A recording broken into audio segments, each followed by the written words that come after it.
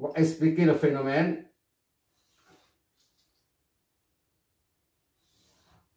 Voilà. Ça, c'est le courant. Et attention.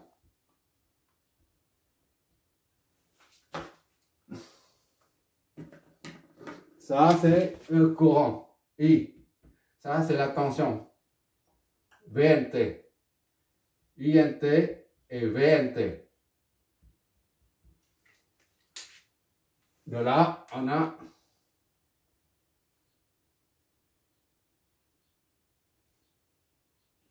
voilà, à main levée. Hein.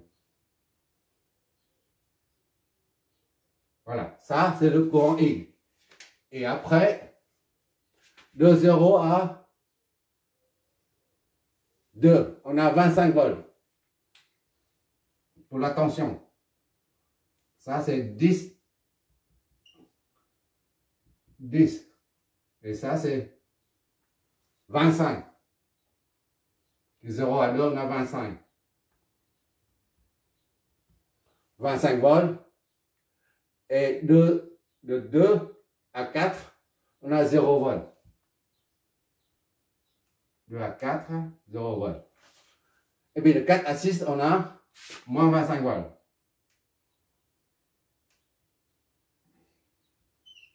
Voilà. D'accord? Ça, c'est par symétrie. On utilise ça seulement, d'accord?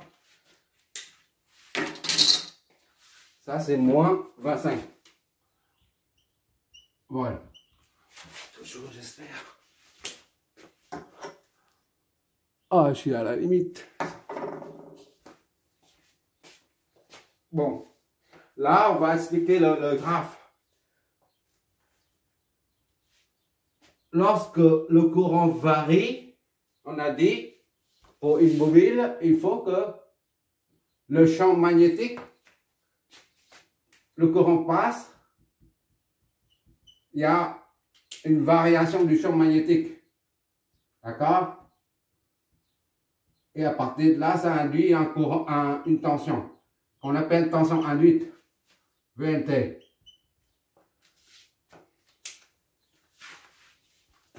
Là, le courant varie. D'accord? Et il y a une tension. 25 volts. Il faut toujours, j'espère. Ok, c'est toujours. Là, le courant varie, là. C'est pour ça, le champ, le champ va induire une tension au bord de la bobine. La preuve, on a 25 volts. D'accord? De 0 à 2, 4, 6. Pourquoi c'est constant comme ça? Parce que le courant, le taux de variation du courant est toujours constant. Le taux ici, là, le taux de variation, là, c'est le coefficient directeur, ce qui est 5000. D'accord? Le taux de variation du courant est constant. C'est la raison pour laquelle on a une tension constante. Supposons que entre 0 et 2, tantôt A est égal à 5000, tantôt A est égal à 1000. Et bien, dans ce cas-là, on n'a pas cette forme-là. On aura plutôt comme ça. Qui descend comme ça. Quelque chose qui bouge, peu importe. D'accord? Mais la tension ne sera pas 25 volts tout le temps entre 0 et 2. Le fait qu'on trouve une tension constante, c'est que ceci est dû au coefficient directeur, c'est-à-dire au taux de variation du courant qui reste constante, 5000. D'accord? Et lorsque le courant devient constant entre 2 et 4 millisecondes, et c'est ça, millisecondes, entre 2 et 4, le courant est constant. À ce moment-là, il n'y a plus de variation du flux, du champ magnétique. Le champ magnétique, là, existe toujours, mais ne varie pas.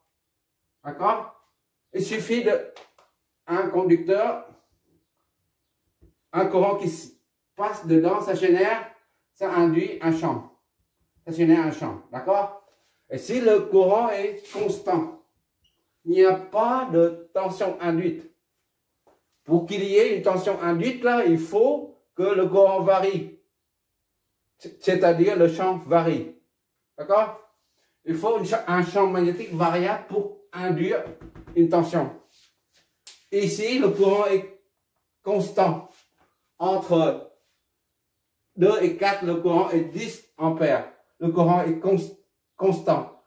Il ne varie pas comme de 0 à 2. D'accord? De 0 à 2, ça varie. Le courant monte, gramme. C'est pour ça qu'il y a une tension induite.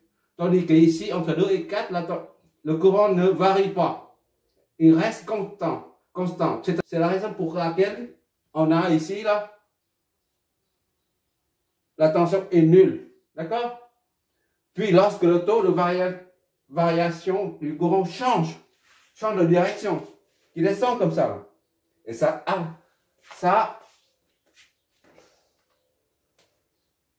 donne le sens contraire. Tout à l'heure, c'était plus, moins. Maintenant, ça donne moins et plus. La polarité aux bornes de la bobine sera intervertie. C'est tout. C'est la raison pour laquelle on trouve moins. D'accord? Le courant n'a pas besoin de changer de sens, direction et sens. Direction et sens, deux choses différentes. Vu que le courant ne change pas ici le courant ne change pas de direction, puisqu'il ne descend pas sous l'axe OT. Il est toujours positif. D'accord? Positif. Mais la tension, elle, tantôt positive, tantôt négative. Tout simplement, ceci est dû aux variations, au taux de variation du courant. Ça varie différemment. D'accord?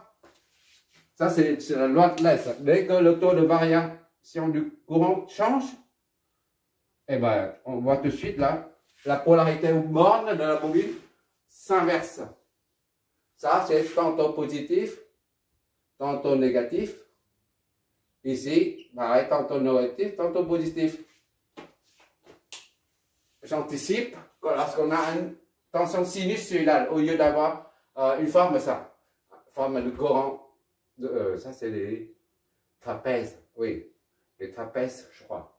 Ça fait des années maintenant, je ne me rappelle plus. Les trapèzes, je crois.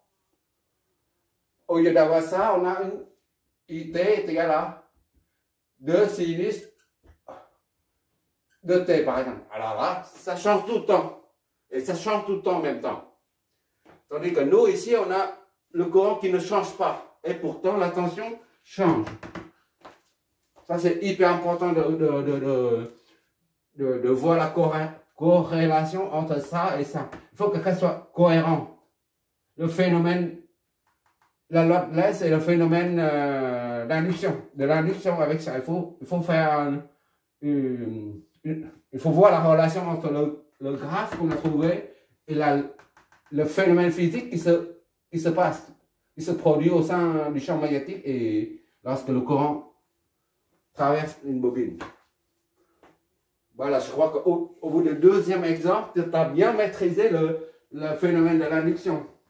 Maintenant, on va faire un troisième. Le troisième permet d'exploiter la continuité. Pour un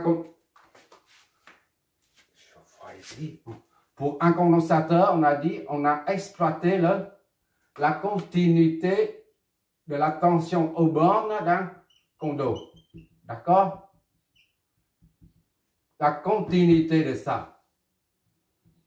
Continuité. D'accord? De la tension au bord d'un condo. Et pour une inductance, le courant ILT qui traverse. Et ça génère une tension induite, VLT. On va exploiter non pas la continuité, mais non pas de la tension. D'accord? Puisqu'on voit bien que là, il y a une continuité là. À 2, à 1,999999, presque 2, on a 10 volts. Et à 2,00001, on a toujours 10 volts. C'est ça que ça signifie continuité. D'accord? De même ici, là, à 3,999999 et à 4,00001, on a 10 volts. Il y a une continuité. Par contre, ici, là, il n'y a pas de continuité, là. Ici, il n'y a pas de continuité, là. Il y a une rupture brusque, brutale. Ici, c'est pareil. De 25 volts, ça descend 25 volts, ampères. De 25 volts, ça descend brutalement, brusquement à 0 volts. Il n'y a pas de continuité. De même, ici, à partir de 0 volts, ça descend de façon brusque à moins 25 volts. Donc, on ne peut pas exploiter la propriété de continuité de la tension au bord d'une bobine. Voilà, on ne peut pas exploiter ici, là. Ici, on a exploité la continuité de la tension au bord d'un condensateur. Mais ici, on ne peut pas exploiter la continuité de la tension au bord d'une bobine. C'est impossible, puis ce qu'on vient de dire. Donc, on va exploiter la continuité du courant traversant la bobine, d'accord? Donc, c'est ça la continuité. Continuité. C'est l'objet du prochain, le troisième exercice, d'accord? Merci d'avoir regardé.